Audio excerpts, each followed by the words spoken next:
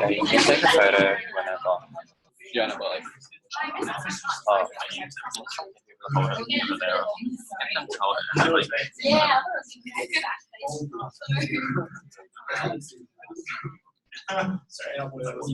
oh, yeah. Do you want to move forward? Yeah, it's a real tutorial. Like I usually teach on Thursdays, but since they're on midterms, I'm taking this instead. Macro.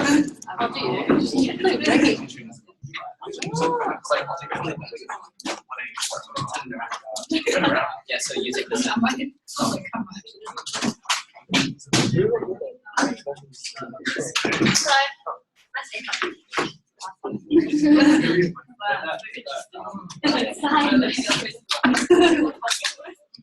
Just taking a photo.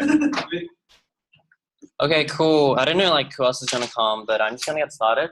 I don't even know if I'm gonna finish on time now, but I'll do my best. So, what today is just the start of a series of workshops which HR and events are putting together because they looked at the stuff that you said you wanted from Enactus. So like you said you wanted knowledge and skills to create social change, problem solving skills, presentation and communication skills.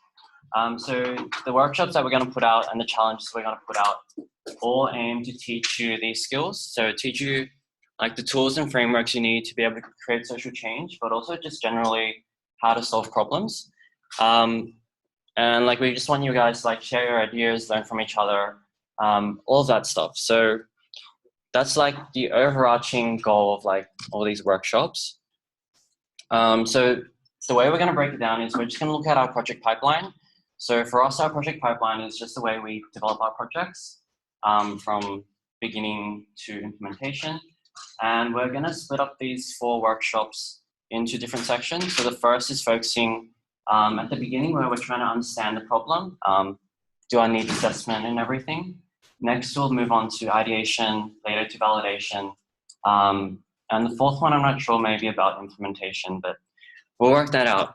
But basically, we're going to take you through the different stages and we'll give you a challenge which you can work on so that what you learn here, you can use to complete the challenge. And hopefully that way you can apply the skills you learn in a more practical manner. So in terms of today's workshops, I'm going to do an overview of our project pipeline, and then I'm going to talk through a bit about empathy and doing a needs assessment. So giving an overview of that and then moving on to actual tools and stuff you can use. So that's when we'll do like a lot of activities. So the early part is more like me lecturing, later part is the fun part. Okay, so yeah, so our project pipeline, basically like for us, it's a way of solving problems. And when you think about different problems, you can break them down in different ways. So you can have simple problems, which are just really straightforward things like, how do you get to quad geo 52? Something simple. Something more complex takes more time, takes more thinking, but you can reach that solution. So for UNSW, you might be like, how are they going to build this light rail system, blah, blah, blah. And like, it's going to take them a couple of years, but eventually they'll get it done and they know how to get it done. It just has a lot of steps, a lot of different components. With wicked problems, it's very hard to define what your actual problem is.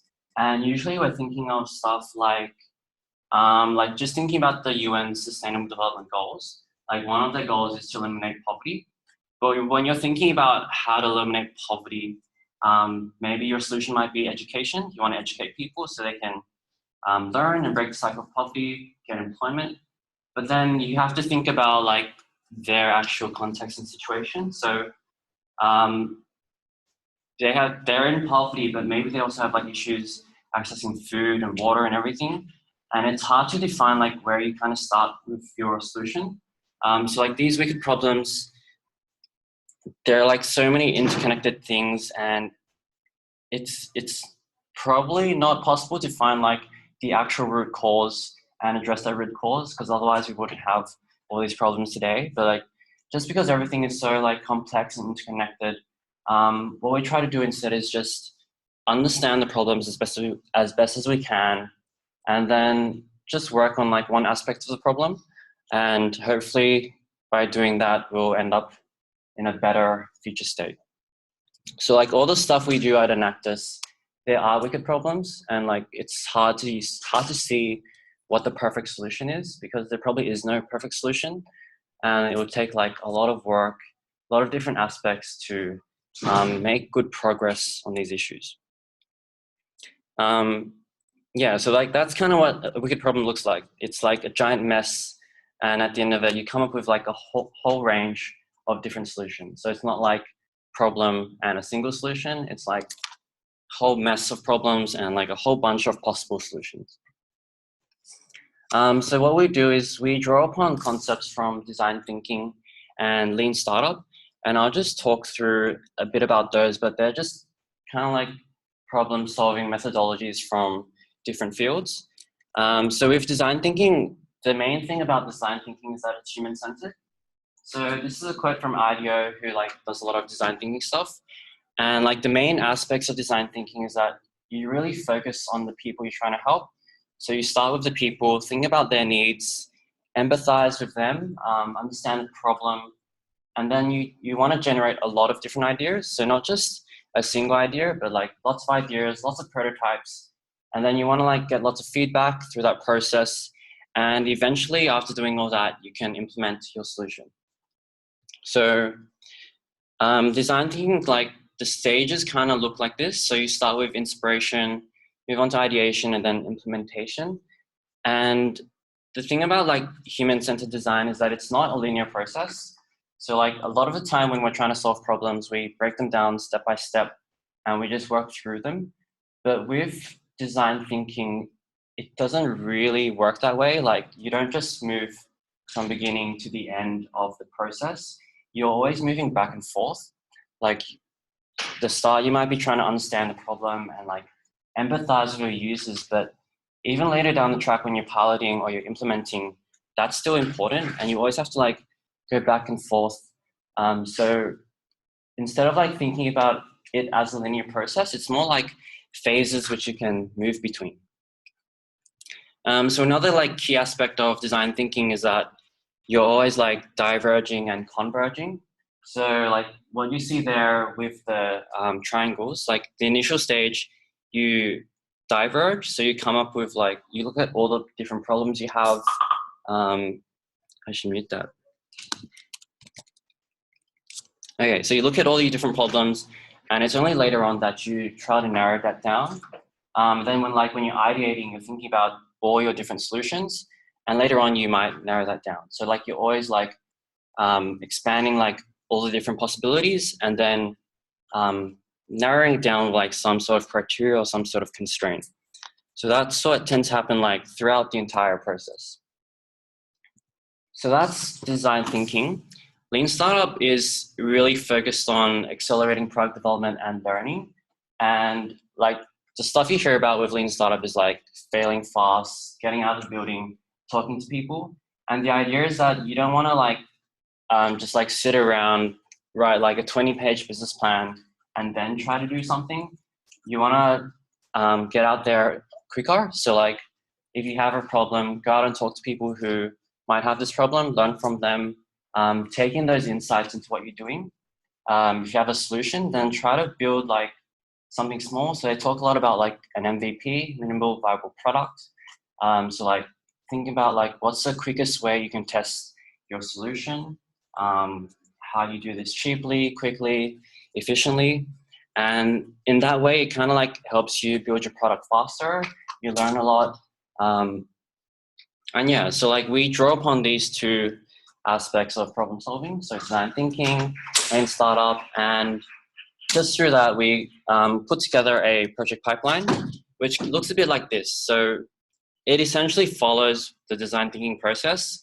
Start by like understanding the problem, defining the problem, eventually ideating, validating, and so on. So like a lot of our projects nowadays today are at different stages of the pipeline.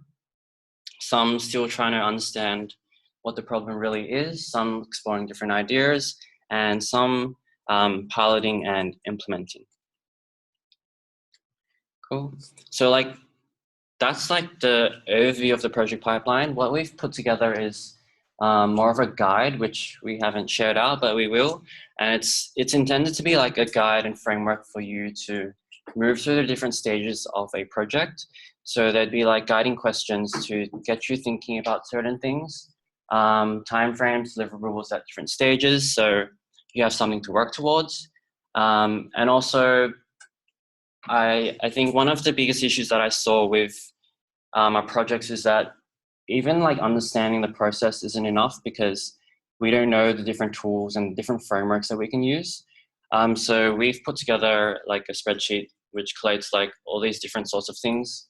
So like hopefully that will help you guys out and help the projects out. But yeah. So the way we broke it down, again, empathy starts with the people understanding the problem. Next, you move on to thinking about the concepts and the benefits of possible solutions, and then validating assumptions behind those solutions and prototyping concepts, and then eventually like piloting, implementing, and iterating. So pipeline just has like more detail in all those stages. Okay, so move on now into like the actual first stage of the pipeline, so empathy. And I just want to start off with this video.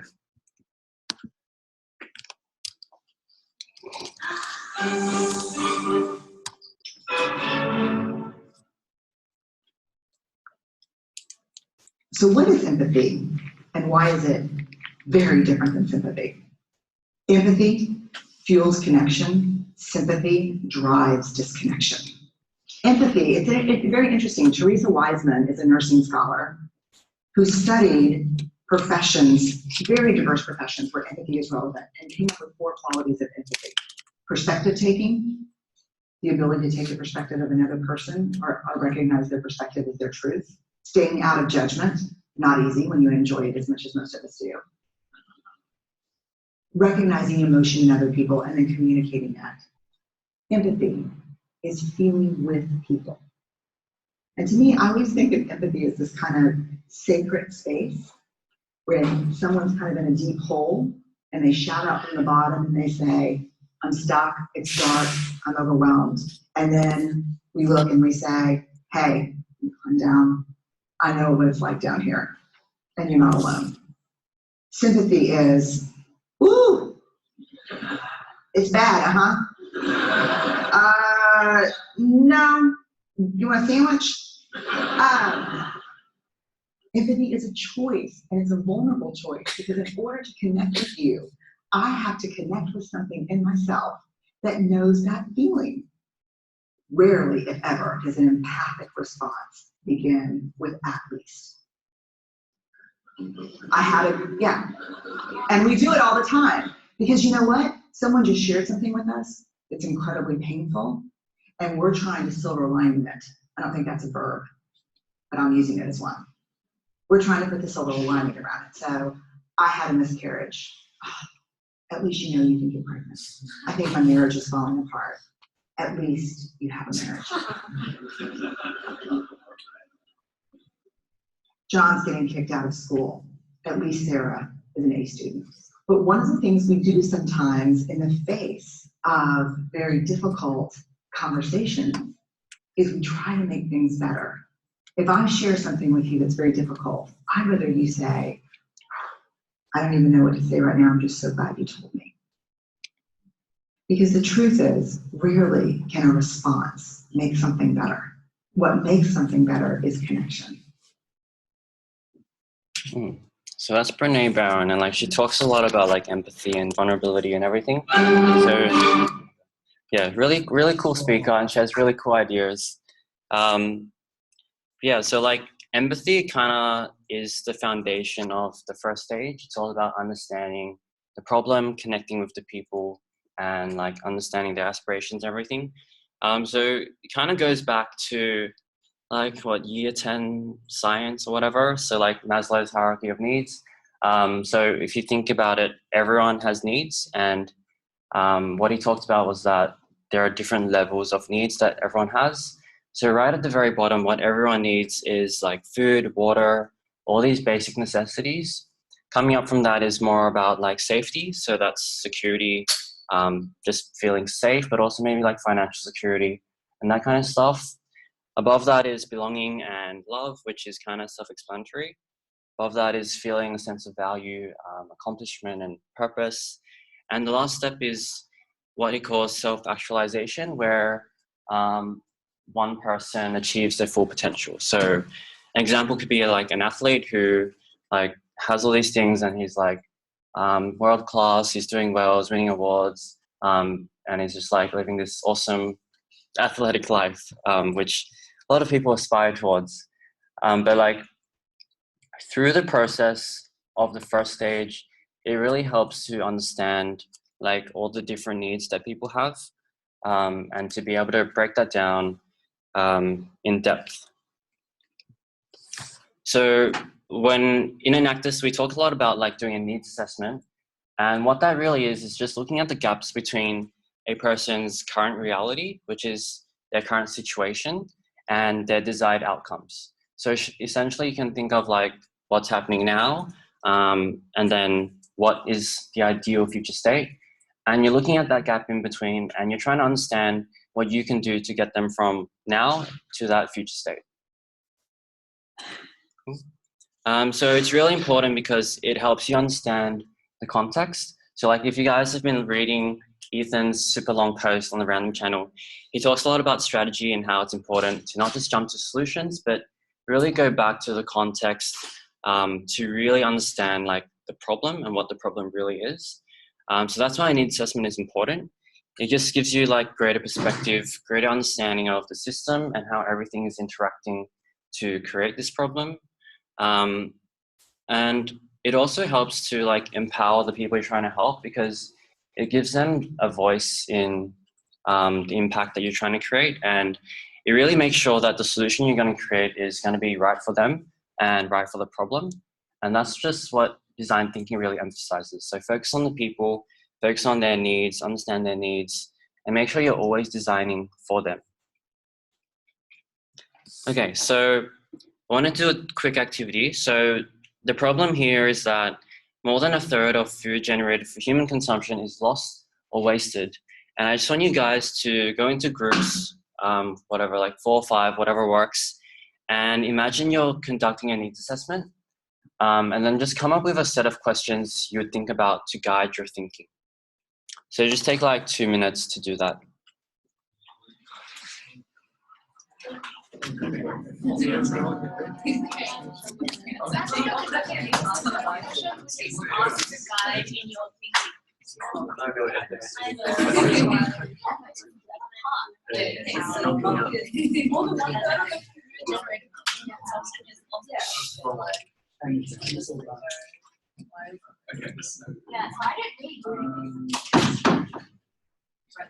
You do a slide. 180. Let's do it the 180 way. You just do a small problem with issue training. Oh yeah, I'll just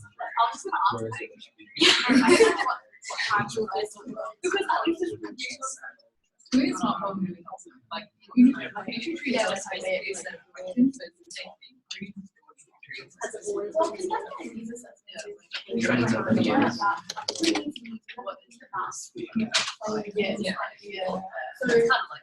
Okay, so I think you have to think about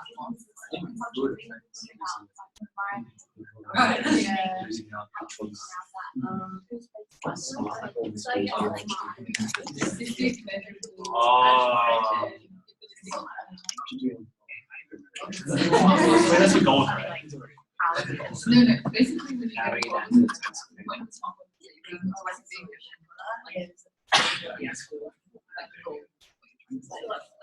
so that's the issue. I think that's just what is my in like 20 years. Basically, like very specific. Questions actually Why it's been. Okay, cool. Can we share some of these ideas? So I'll start with Klaus in your group. So what are some things you think about?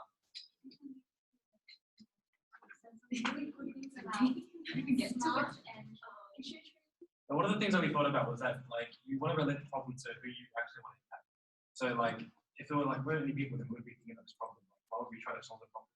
So we think about like we're thinking more about the target group. So like farmers, environmentalists, I don't know, politicians, everyone who is affected by this sort of waste. Cool.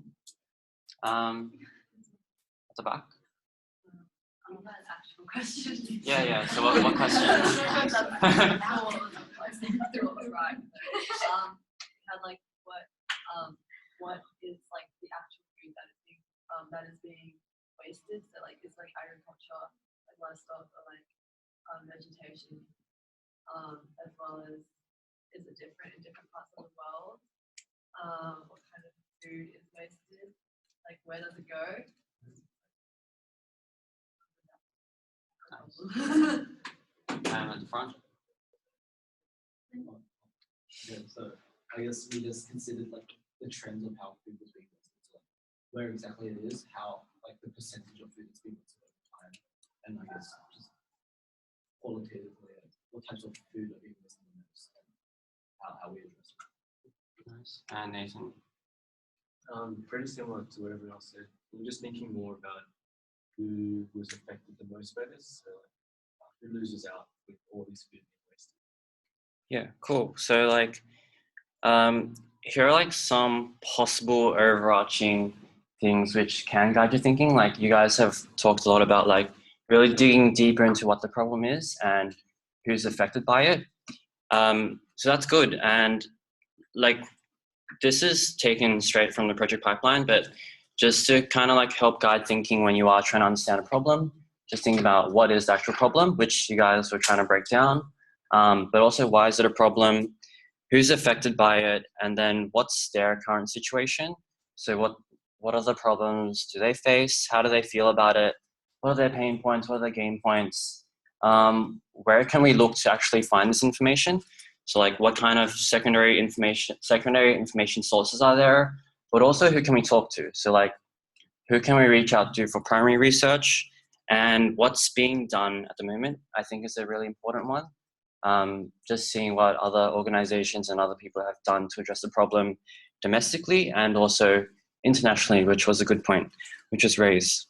And like throughout this whole process, when you're trying to do your research and understand the problem, it just really helps to think about why things are the way they are and to not just accept them for what they are, but really try to understand the context and everything and be able to break down the why. So the why is just really important throughout this stage. Okay, so like just generally, the way you'd go about it is just probably start at a really high level with secondary research, just to get you an understanding of like broadly what the issue is and who's involved. And then what you want to do next is really dig deeper into thinking about the people and who you're trying to help, what's their current situation, what's their desired outcome. And then from that, and like from an understanding of like who's involved in the system, you can start looking into reaching out to like certain stakeholders or so on, just using primary research to really solidify your understanding of what this problem is. And then in the end, you're going to analyze that and you're going to take that into the later stages. Cool. Yeah, so as I was saying, you really want to think about who you want to speak to around these problems. So like on one hand, it could be people who you know and people who are in your networks, like Enactus members, maybe you know some community leaders and academics, businesses and everything. Like there are so many people you can think about who might help you out with the problem. But an important thing is not to just think about people you know, but also actually look outside your networks. So you don't just want everyone who thinks in the same way as you and like who shares your perspective. You want to try to bring in people who have like an objective perspective, who think differently, because all of that adds to your understanding of the problem. So it's not just people you know, but also people you don't know. Cool. So just to quickly recap, a needs assessment is essentially this process to identify the gap between someone's current reality and their ideal future state. And this whole process of doing needs assessment is just what helps you develop that empathy for people and the problem. So like I see empathy as this mindset that we should have, and like this process and the tools that we're going to talk about really just help you to enable that empathy. Make sure your solutions are meaningful, impactful, make sure you're uncovering a need which is backed by research. So that's the overview of what a needs assessment is. Any questions? What happens if the need, the problem that you assume isn't like in the difference between the current reality and the design future state? If the problem you assume, Isn't even in that. The problem isn't even a problem. oh, then that's a good thing, because like if that's the thing with like a lot of problem solvers, I guess, and like as humans we have a nature to jump to like conclusions based on like our own biases, our own assumptions. So that's why like doing the assessment is important, because it forces us to really break down what the problem is and why it's a problem. So like if initially we have this assumption that something is a problem and we do our research, we talk to people and they say it's not a problem, then you just know it's time to move on. Cool. Any other questions? Cool. So next stage is more fun because we're looking at actual tools you can use. And this is the stuff that you have to do for the challenges. So I'm just going to go through personas very quickly, the empathy map, and there's some stuff there about interviewing and how to ask interview questions. So I'll start with personas, and personas are basically like, it's like you're creating this fictional character and you're trying to give this person like context, background, a name and everything. And what it's trying to get you to do is really step into the shoes of someone you're trying to help or someone who's affected by the issue. And in that way, develop some empathy for them and understanding around like what their situation is. And that helps really in the later stages as well, because say when you're prototyping or you're doing some marketing or you're actually designing your solution, you really want to think about the personas you created, because they're the ones who are going to be using your solution and everything. So all of that impacts on them, and it kind of helps you guide your decision making. So I use food waste as examples just because I was part of Fortunate Food Co, so it's easier for me. But I'll just give a quick example of a persona off the top of my head. So again, looking at this problem of food waste, like first I think about like who is affected by food wastage or like who contributes to that. So like last time I gave a persona about like a farmer who has a lot of food waste. But like you can also think about other people. So let's say my persona is someone called Jack. Jack is 20 years old. He's currently studying university, and to support himself, he works on the side. So he's worked through fast food. He's now working at a cafe. So he does those jobs because he needs to support himself and he wants like the skills and everything. So Jack, he like in his time at like McDonald's and KFC, he saw that a lot of food was being wasted at the end of every day because they would have to make a lot of food to prepare for all the customers coming in. But at the end, if there wasn't as much demand, then there would just be a lot of leftovers. And even at his cafe today, he sees that a lot of people order a lot of food and they don't finish like certain parts of it, or like they over order. And that also affects like the chefs because they're like cooking a bit extra and like they're buying extra ingredients to cater for that demand. And in the end, like there's like so much food waste that he sees. Like he has to scoop a lot of stuff into the bin. He has to throw out a lot of the ingredients and everything. So Jack just sees a lot of food waste around him. So just random persona off the top of my head. But like that's the idea where you want to create a story around a person and you kind of want to bring it back to what the problem is, how they're affected by it, and so on. So I wanted you guys in your groups again to do the same thing. So just take like 2 minutes and try to create a story around a person, and then we'll share it with everyone else. Is this relating to Fortunate Food Co? Yep. So just look at the food waste problem.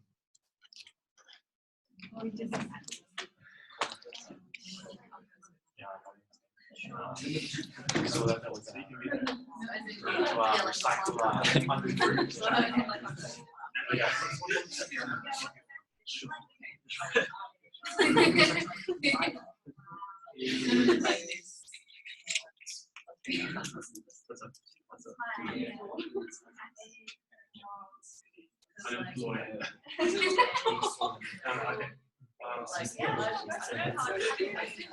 Okay, all the way, like,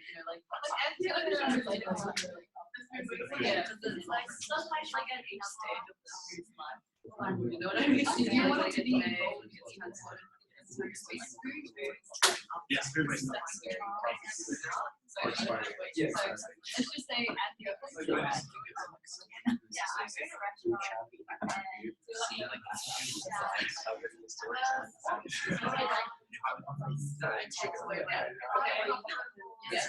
what do you say? Something with action. Pizza.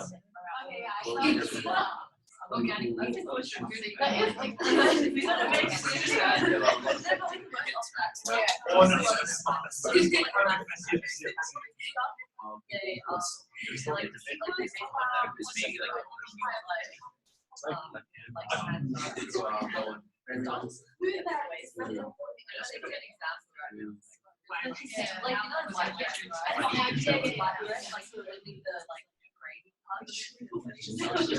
And your goal is to make money, you said. So like anything that you say. But like, I guess to find like Yeah.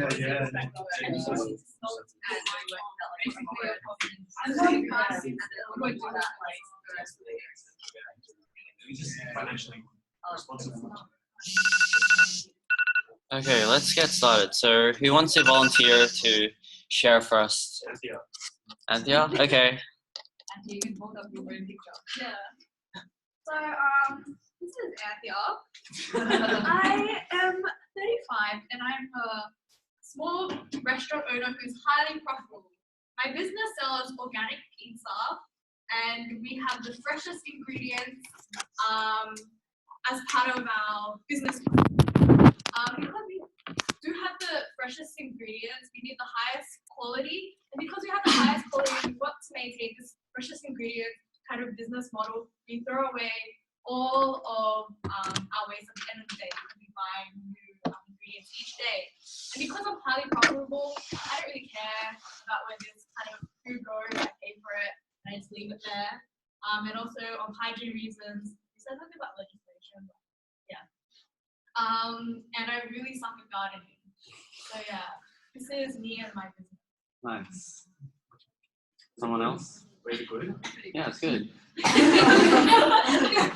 Lots of detail. Oh, thank you. I'll hang it up on my Who wants to go next? There you go. We didn't really come up with a name to our person. Uh-huh. We just discussed it. Uh-huh. So one of the things was like someone who's part of the manufacturing chain, so a factory worker, so he can like a bread. And then we also talked about manufacturing whole bread. Something that's sort of So like, yeah. Okay, so it's kind of like with white bread, how like the grain, how like white flour is made and they the grain they like kind of waste like, the rest of it as opposed to whole grain. They use the whole part of the grain, which is actually also healthier for you. We just kind of said like there was like a factory worker or like maybe someone who owns a factory, and because like the consumers, like most people prefer like eating white bread, like they manufacture white bread. The rest of it. Cool. You guys?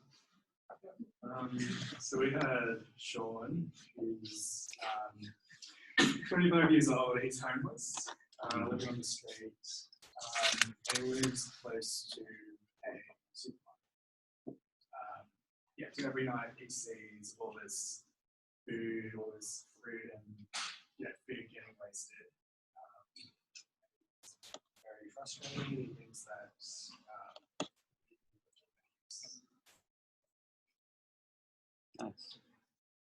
And So our persona was someone who's working at perhaps a soup kitchen and who's dealing with limited amount of food that they can give out to the homeless. And they see that they have at the end of the day, they have to send away a lot of people. And they'd like to change the situation. cool. Yeah. So like the point I want to get out there was that when you're looking at a problem, you can create personas. You can create really different personas. Like everyone here had like something different, and it just helps you understand the problem a bit more.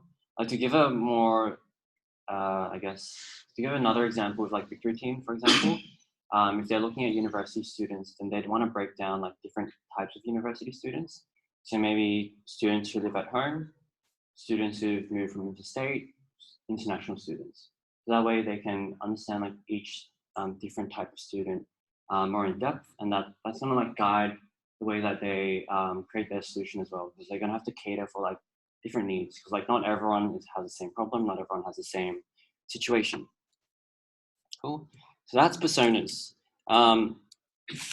Empathy maps are kind of like a deeper dive into the persona, because it kind of helps you structure this a bit more. Like you're trying to break it down into like these different sections. So like thinking about what they think about, how they feel, what kind of things do they hear around them from like the people around them, what do they see in their environment, what do they see when they're using your product or your service, what are the things that they say, what are the things that they do, what are their gain points, and what are their pain points.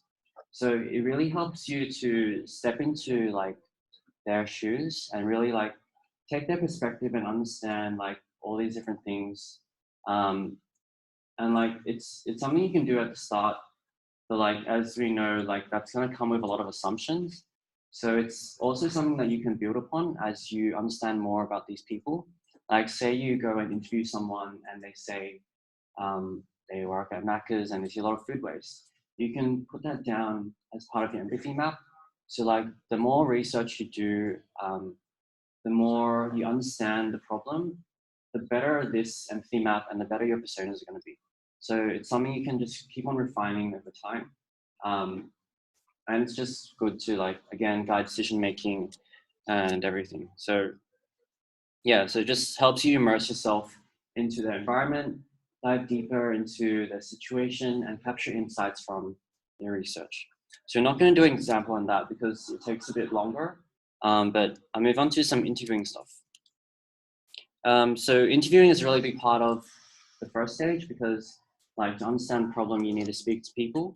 But it's not just like asking random questions. You really need to put thought into the questions you ask and the way you facilitate interviews if you really want to get the right insights and like avoid like all these different biases.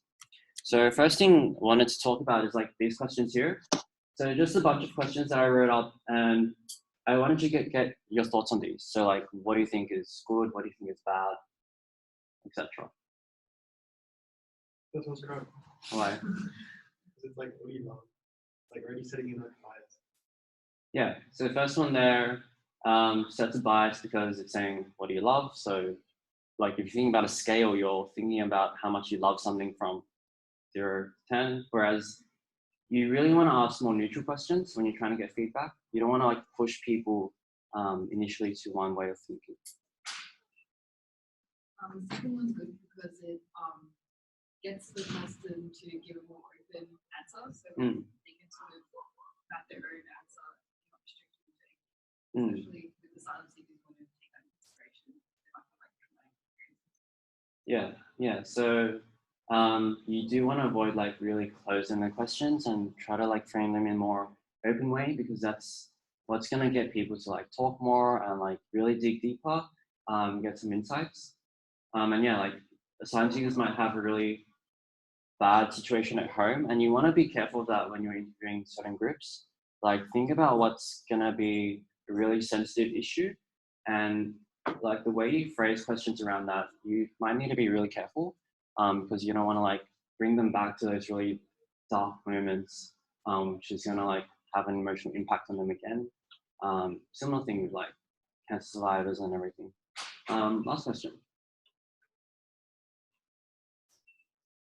It really just facilitates the understanding. Yeah.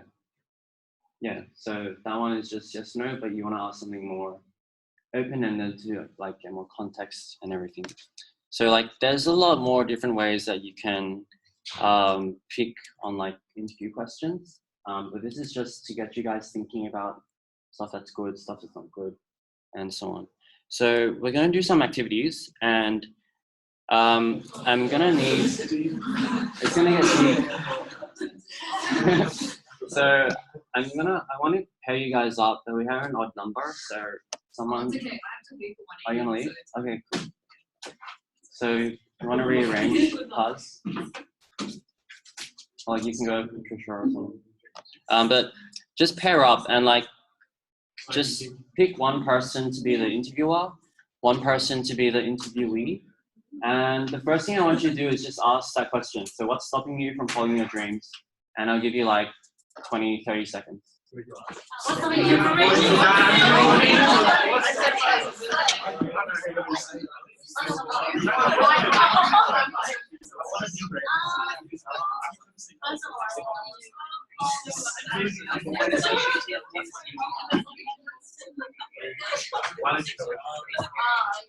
I want to sleep.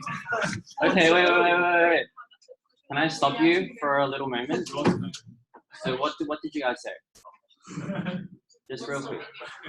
Yeah, so what did you say to that first answer? You haven't asked it yet? Like what was the initial answer?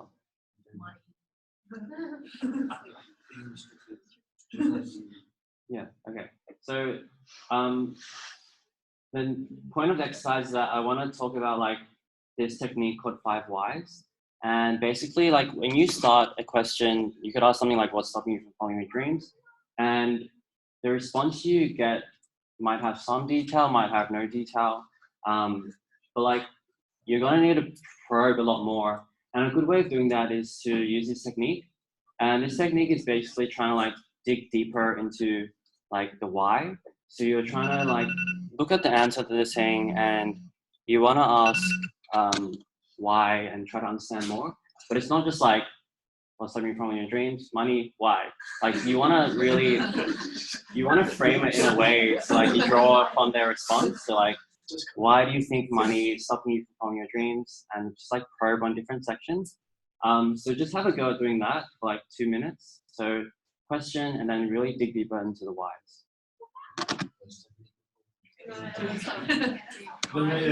What's stopping you?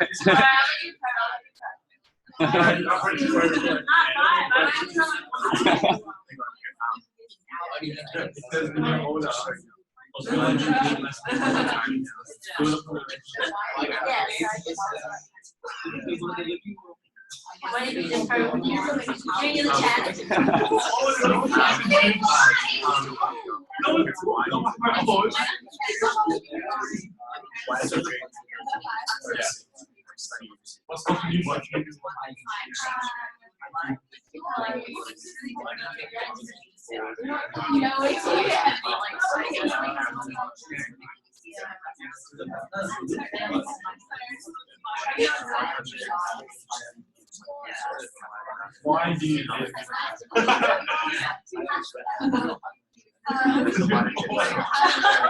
Okay, let's stop there. What sort of dreams? Okay, let's stop there. So now you're gonna swap. So like swap, and this is your new question. So what have you done to achieve your dreams? So what are these?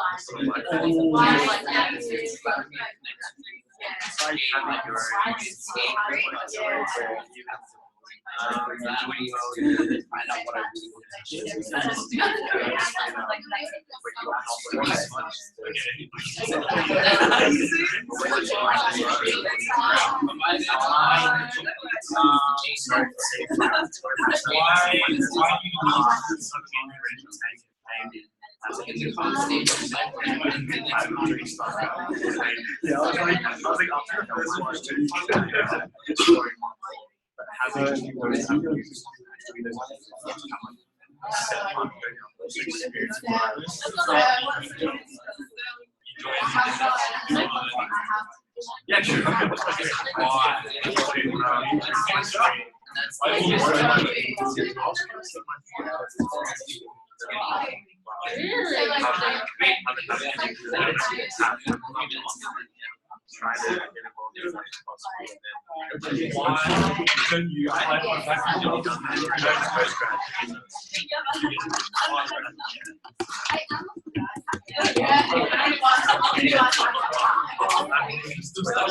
Okay, let's stop there again.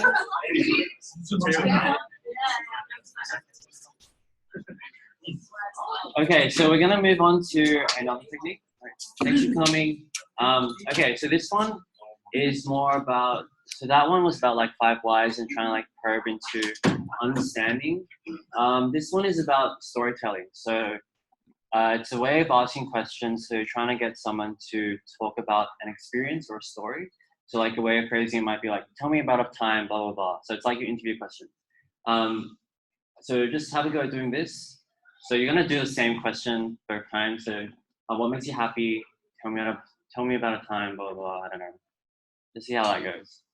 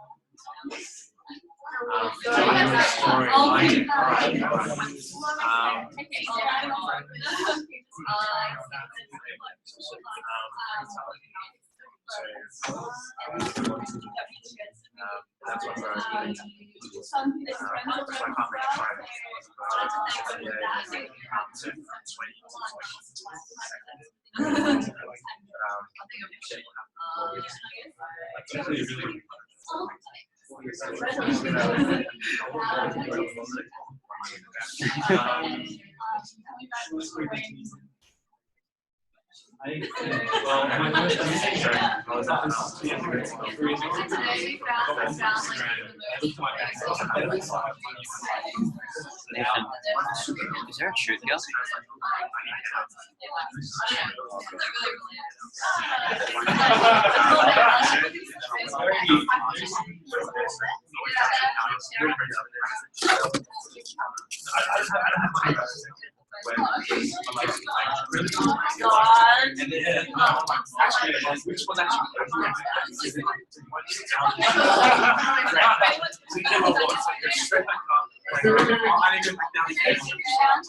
Okay, can I get you guys to just quickly swap? So just swap roles. Oh, did you already do both? Oh, you did it to each other already? Yeah, man. Yeah, just take like another minute, and if you haven't, then just do it to the other person. Are they waiting?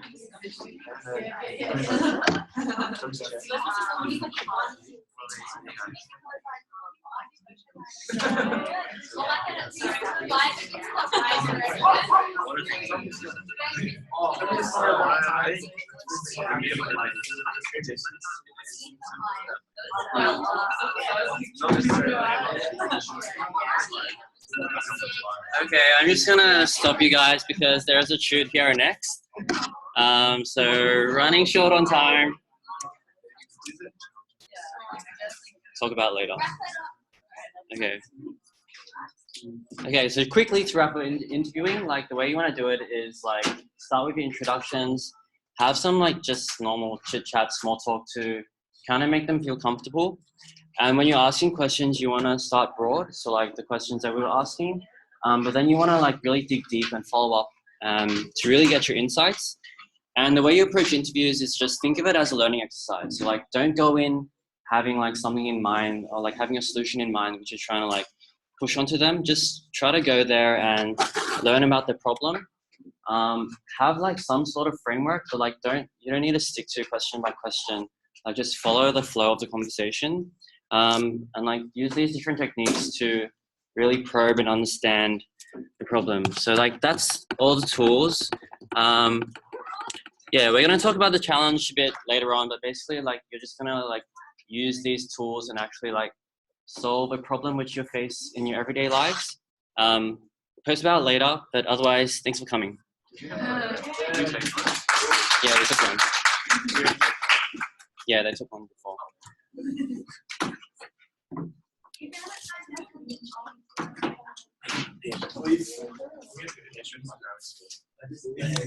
Yeah.